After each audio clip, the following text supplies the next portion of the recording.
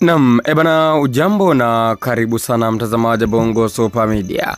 Hapa kimewaka kweli kweli. Hakika wanachadema wameamua kumshambulia mwenzao anayefahamika kwa jina la John Mrema.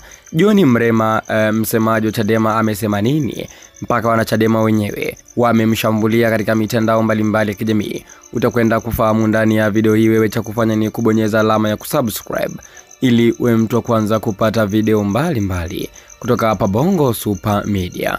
Na bila kupoteza muda, katika Clouds alipofanywa mahojiano, huyu msemaji wa Chadema John Mrema ameweza kusema ya kwamba kuzuia uchaguzi ni kufanya jinai, na nukuu maneno ambayo ameyazungumza hapa Mrema, na nukuu sasa: kujaribu kuzuia uchaguzi ukiwa nje ya uchaguzi itakuwa ni sawa na kufanya jinai. Uwezekano pekee wa kuzuia uchaguzi ni kushiriki uchaguzi wenyewe kwa kuhakikisha tunaingiza wagombea katika uchaguzi.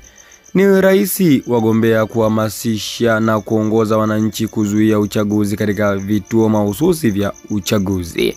Mwisho kunukuu.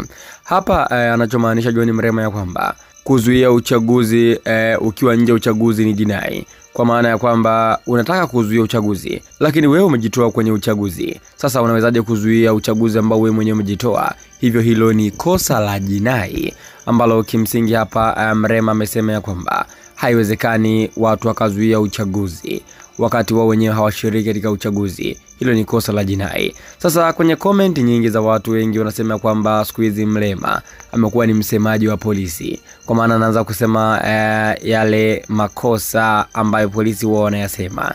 Mrema sasa anaenda ameamua kuwa msemaji wa polisi, watu wanamcharula hapa Mrema. Hicho ndicho ambacho Mrema amekisema, kwamba ukitaka kuzuia uchaguzi basi inabidi Chadema washiriki uchaguzi, alafu watauzuia huko huko wakiwa wanashiriki, kuliko kuzuia uchaguzi wakati wao wenyewe wamejitoa kwenye uchaguzi. Sasa wanazuiaje uchaguzi? Yapi maoni yako? Je, Mrema ana hoja ama hana hoja? Andika hapo katika sehemu ya comment.